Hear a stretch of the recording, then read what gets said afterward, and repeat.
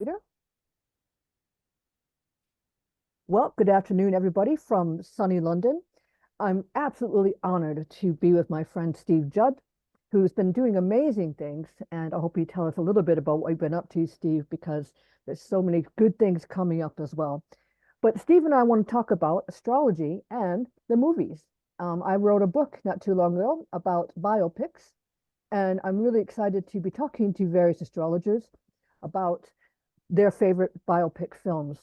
So, Steve, would you like to tell us what you've been getting up to? What have I been up to? Blimey. well, He's a busy at the man. moment, at the moment, I've got the attitude that you sleep when you're dead.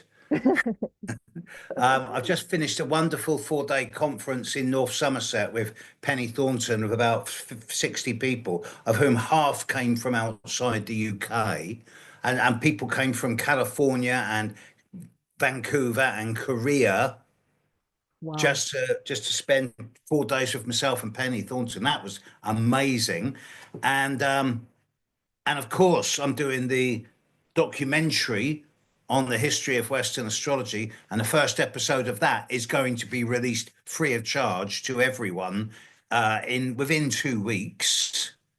So that's happening, and then of course I've got a really big gig coming up in a couple of weeks where I'm featuring you, but we'll talk about that one later. So yeah, it's busy. Exciting life, Steve. Steve and I have been friends for, I was thinking about it today, 27 years. We are old festival friends. We used to go to the Big Green and Rainbow Circle in Glastonbury together and do astrology workshops. But yeah, 27 years. Because Is it really that long?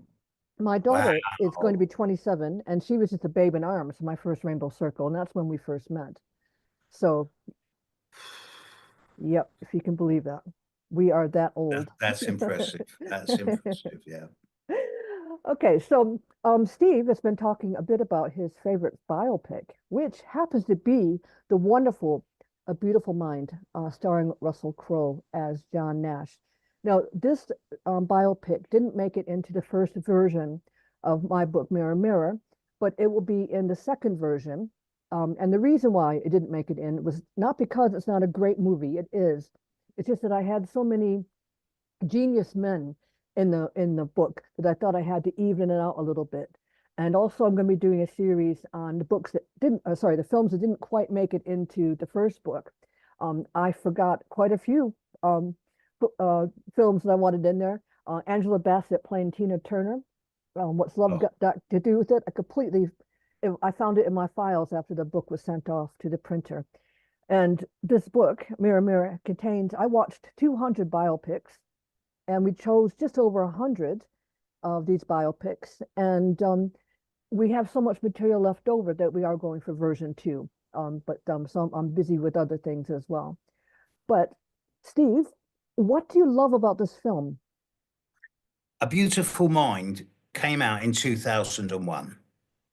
Correct. It's the story of John Nash and his struggles with what today would be called his mental health, and the reconciling of his ongoing patterns of mental health challenges with his genius, absolute genius in mathematics and decoding.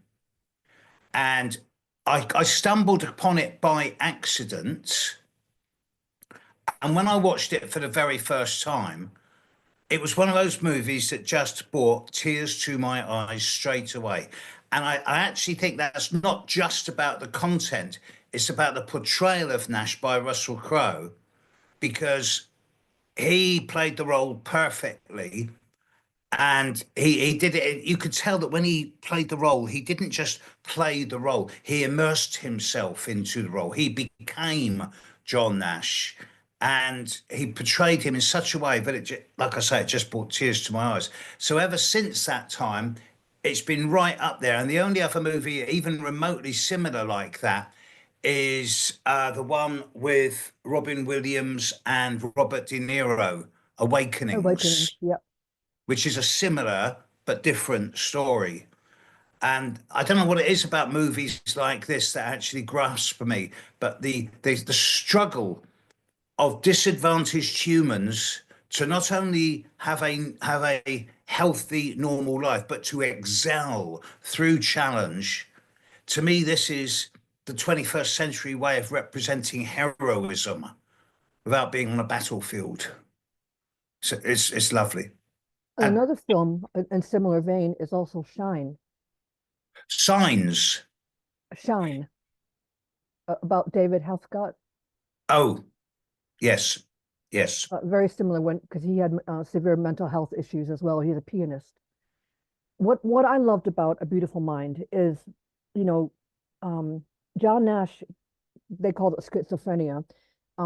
He struggled so badly with this. He had hallucinations, but he had to like teach his brain how to understand what these hallucinations were, and if they were real or not. He had to really apply that beautiful mind to actually manage these hallucinations. And he had a wonderful marriage.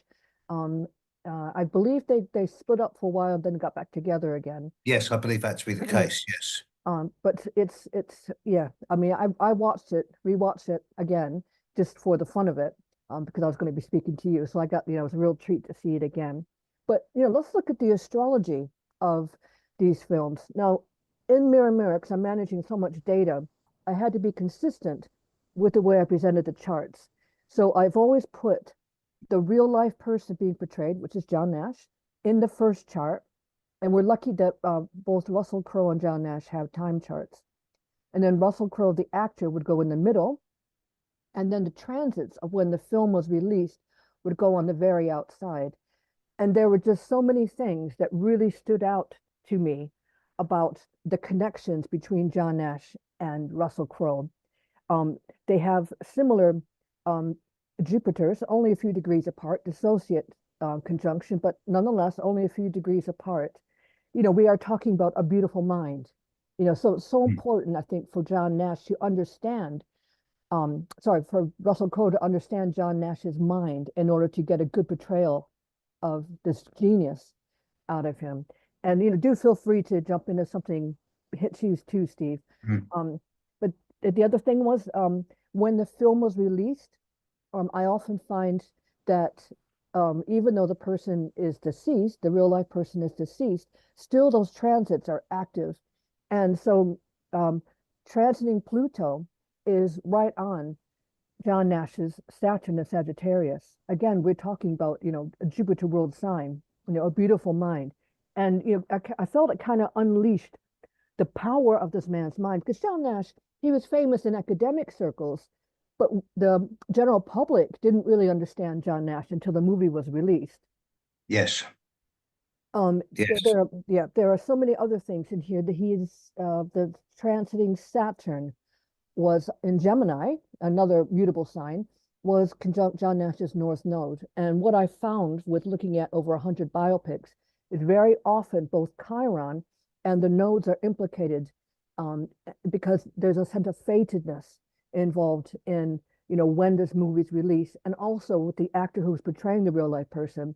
They step into this role, they understand the person that they're portraying, and therefore they pull off a wonderful performance, which, Russell Crowe did pull off this brilliant performance of this very troubled man who had, the poor guy suffered in his lifetime I, with this mental I illness. I find it fascinating that Russell Crowe's son is practically exactly square to John Nash's Pluto.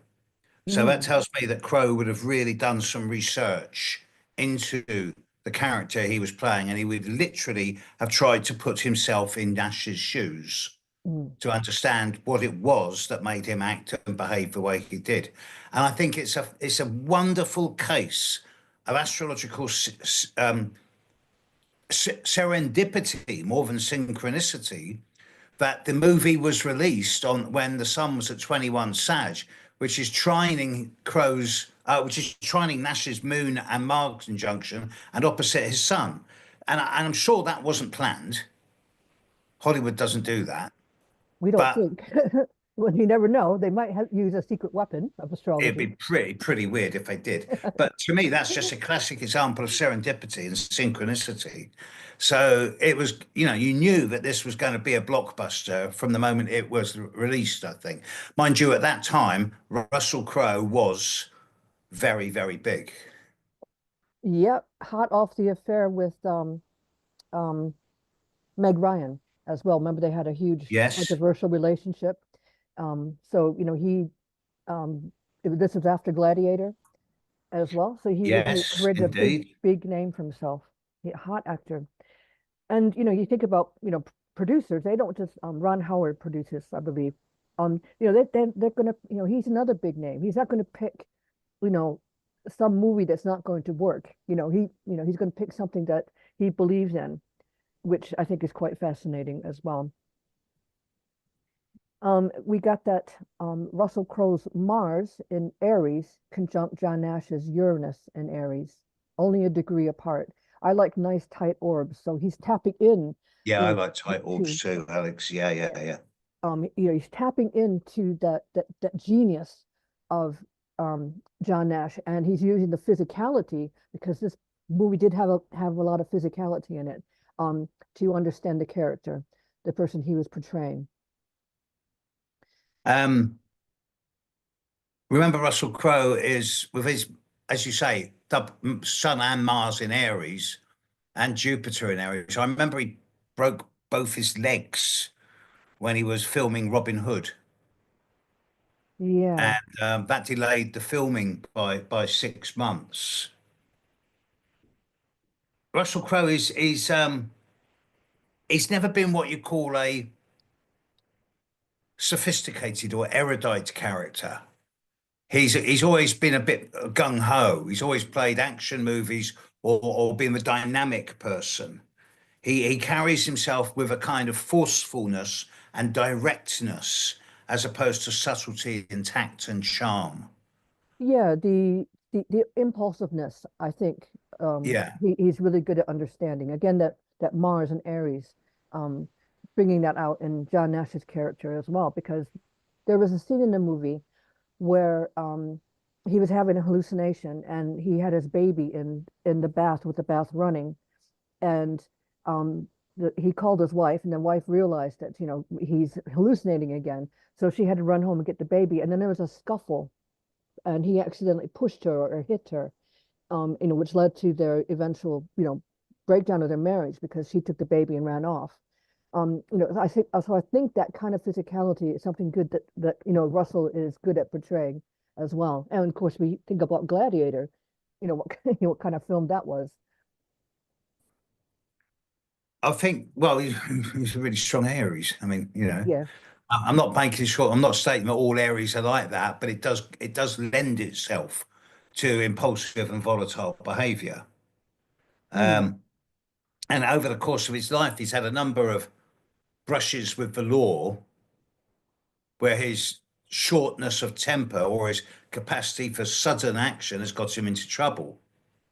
So I think that in many ways, playing John Nash would have, on the one hand, Russell Crowe's a great character to play a gladiator, Spartacus. But to play an academic with schizophrenia would have really challenged him to slow down his natural impulsiveness and to do some research into the character and get into the psychology.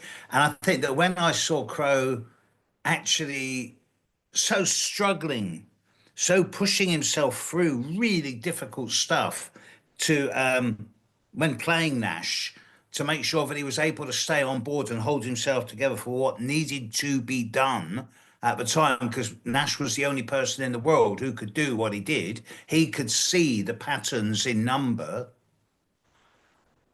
I think Crowe played it. I think it's Crowe's magnum opus. Yep, I agree. I I don't totally know if agree. he would agree with that. Um, I think there's still life left in him. I think he's still got a career he can build on still. He's only what, 60? So there's still a little bit of life left in him. yeah, yeah. But maybe the action action film days are past him. You can see it with his Jupiter in Aries. You can see him now taking on the role of God or something like that in his next movie, I suspect, or Zeus. Yes, You know, absolutely. I've done a lot of work with astrology and education, and when you're teaching children, you teach them by Jupiter signs, or at least I do, because Jupiter changes signs once a year. So you'll either have, yeah. Jupiter um, in Aries or Jupiter in Taurus learners. But the Jupiter in Aries really loves to learn by competing. They love to do the speed rounds. And that's how I teach them. I can't let them have their own way all the time, but that's the area that they thrive. And usually they'll develop one skill that they become unbeatable at. So, that kind of learning, I think, ties in well with John's Jupiter in Taurus, because the Jupiter in Taurus learners like to take their time. They'd like to, have a bit more time to consume, digest, and eliminate as well. But fascinating take on this very famous mathematician. And finally, perhaps on this, I would also note, I've just noticed that Crowe was born with a very strong trine in air signs from the moon in early Aquarius to Venus in early Gemini. And I noticed that both Pluto and Uranus are going to be hitting these 2 points in a very favorable way over the coming year, year and a half. So it really wouldn't surprise me to see a really big resurgence of Russell Crowe in the next couple of years in a way that is kind of his high point. We shall Yeah, see. We shall yeah, see. excellent. Hmm. Okay, so I'm just going to move on to the next film. Now, this is my choice. Now I let you choose your favorite film, but I wanted to find a similar theme. And we talked a little bit about Shine. I wish we had time to do three, but the next film I loved, one of my favorites, is The Imitation Game. It's very similar theme. We have a code breaker. Um, he is not schizophrenic, but he's very much on the autistic spectrum. And he never quite fit in. He was socially awkward. Probably had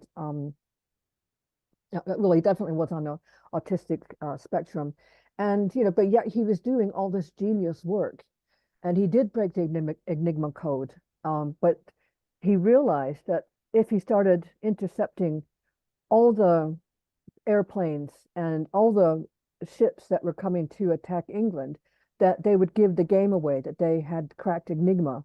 And because of his understanding, okay, we can't save everybody, but we can bring the war to a quicker end. He actually saved millions of lives. Yes. And running alongside of this, another reason why I love this film, because he was homosexual as well. And he was persecuted. He was chemically castrated to stop him having affairs with men.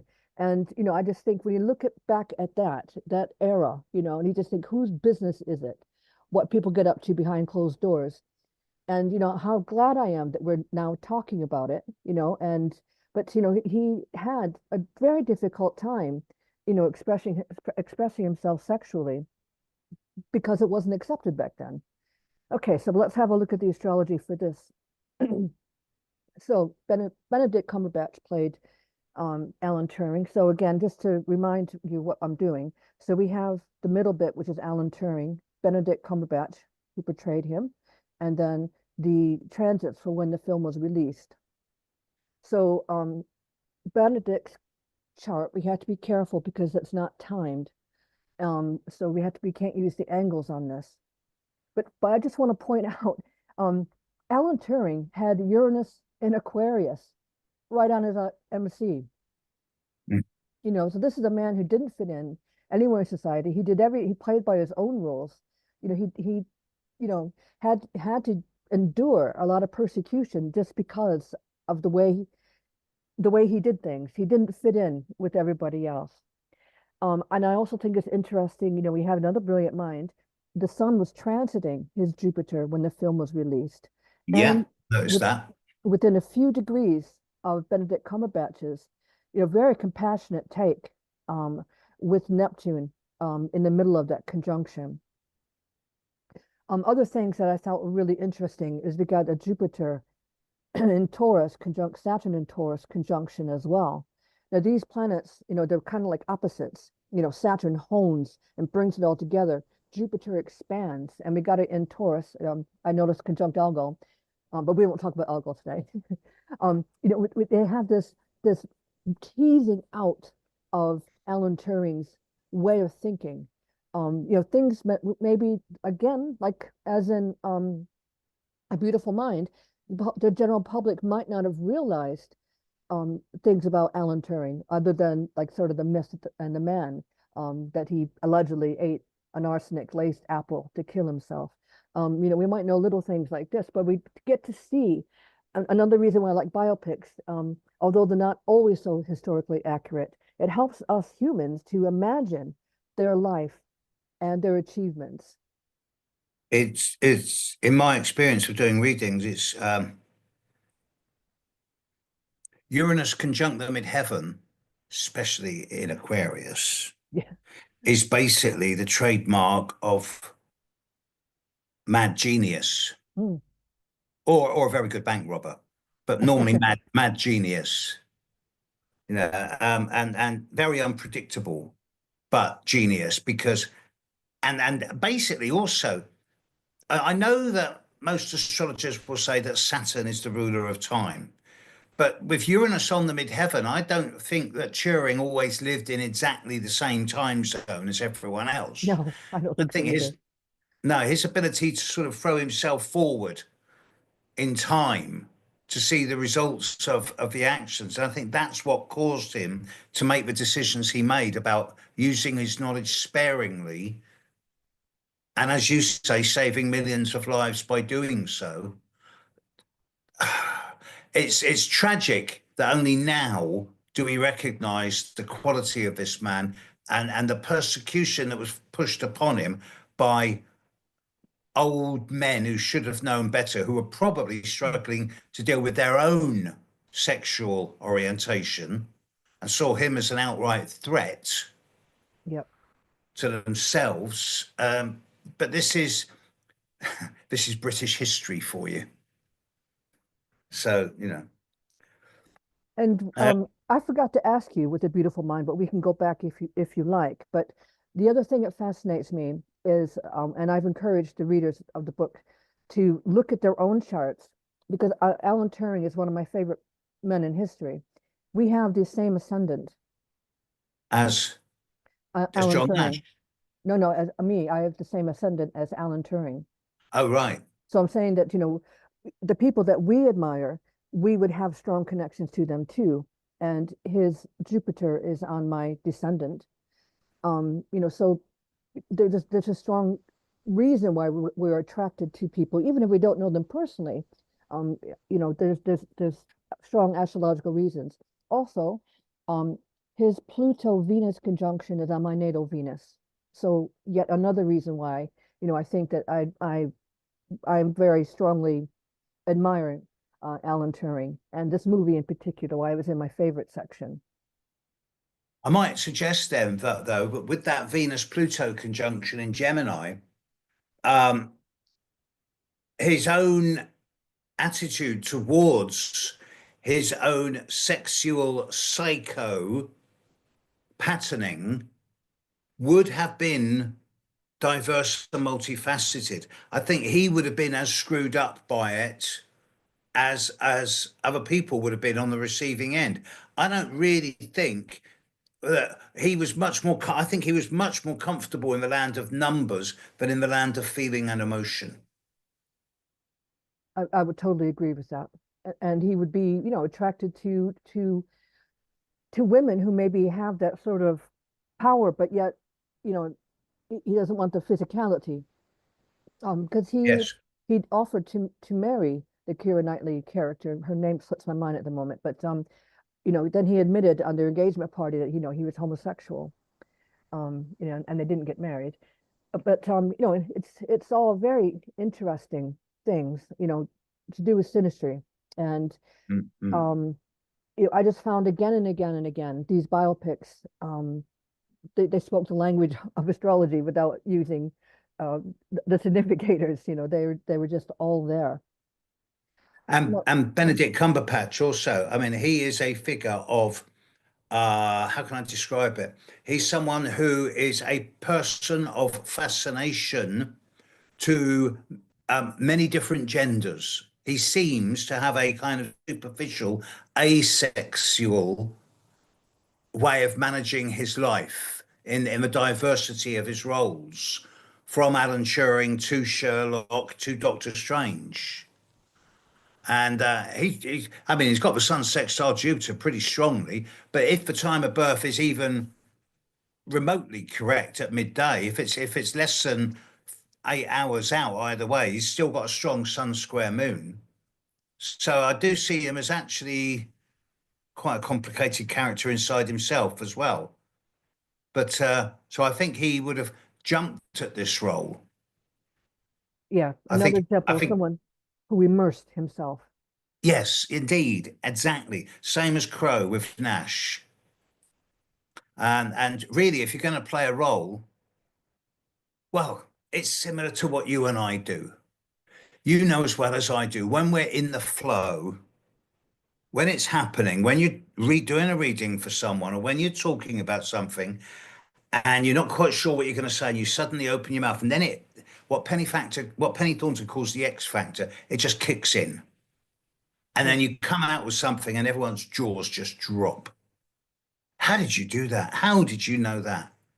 And I think that these two guys were able to do that with the roles they were playing as well. It's another example of what I say is the X factor. yeah, absolutely. Hmm, Okay, fascinating. so we'll go on to your event. Yes. There we are. I'm so Yes. excited for it. Now, yes, I love the headline shifts happen because therapy doesn't do retrograde. Yeah, a lot of Uh, people commented to me about that too. They love it too.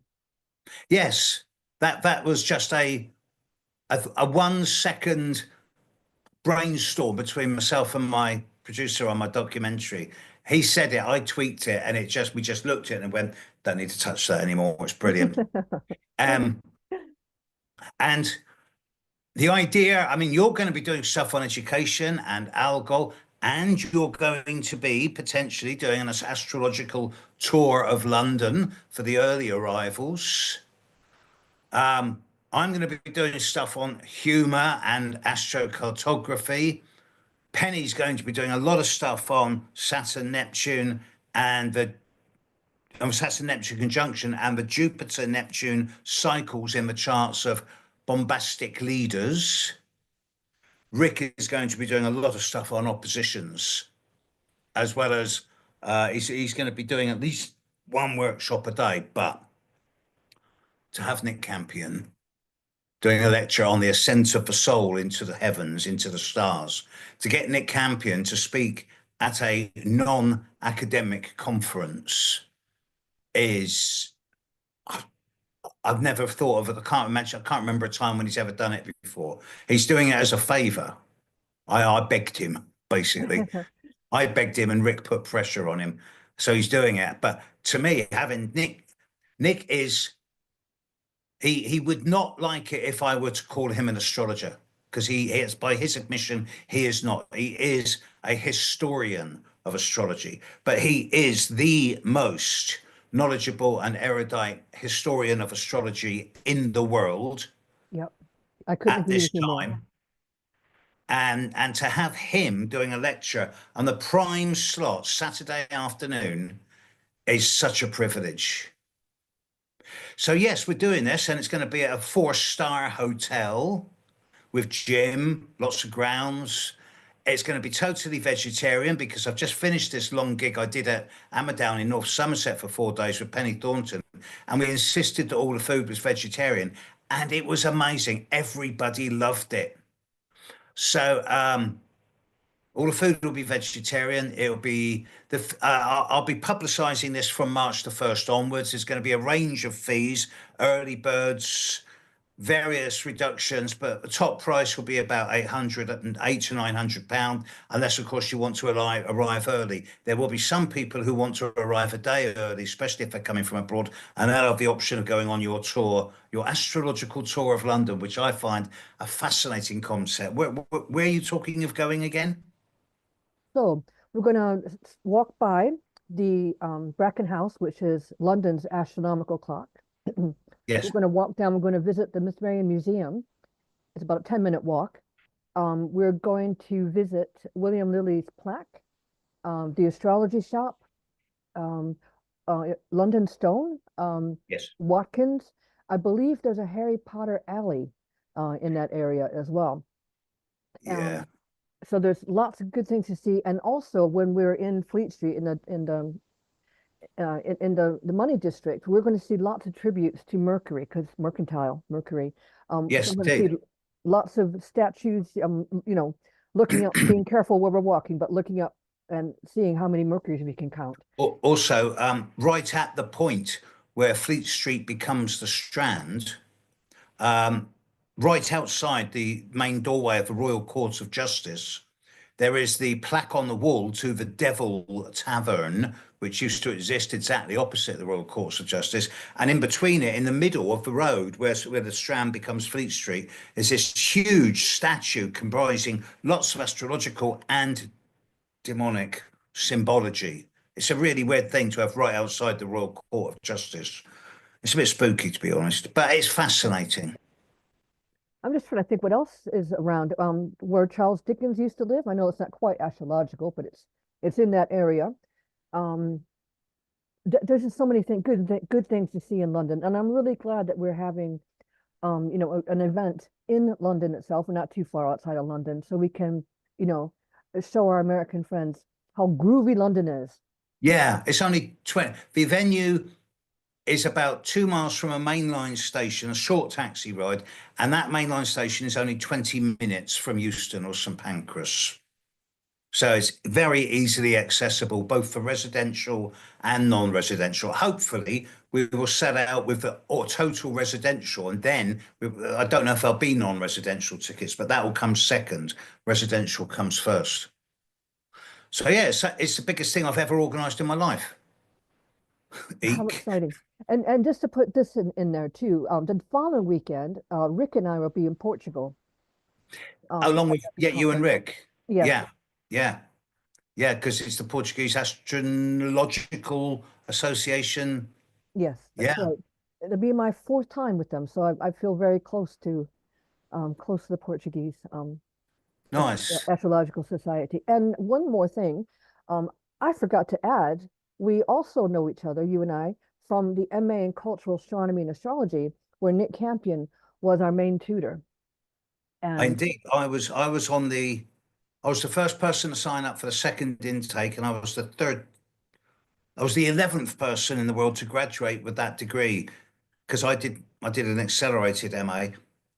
And now, of course, there's hundreds and a yeah, fair few PhDs, except that they can't call them doctors of astrology. So I think they're doctors of applied cosmology or something like that, But um, it's the best thing that's ever happened to serious academic astrology for 400 years since um, Bruno was burnt at the stake.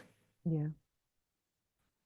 So yeah, Well, I mean, like you say, hundreds of people have now have the MA, and it really has improved the academic um, indeed. studies of astrology. By the way, I have a doctorate in astrology, but it's from India, Okay. All where, right. where they're a bit more Okay. accepting of astrology Well, yes, as they a are. culture. I just want to share completely different. I'm going to be showing at this conference, I'm going to be showing at least the first two, if not the first three episodes of my documentary on the history of Western astrology. And I've just got this little nudge that I want to share something with you. Literally two months ago, I was stood in a basilica in the center of Florence, not the cathedral, but a big basilica.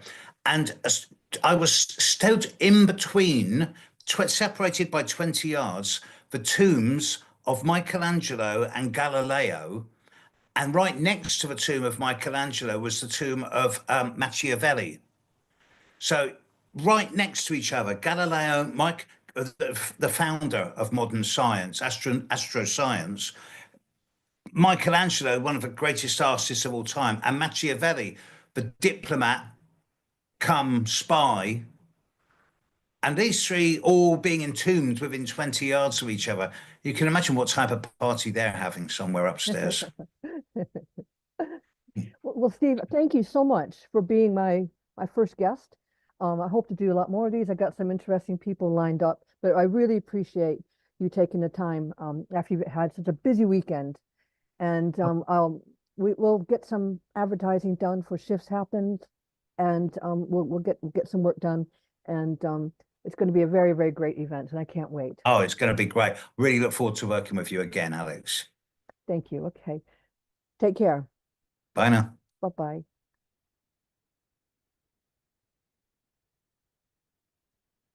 Recording stopped. Great. Okay.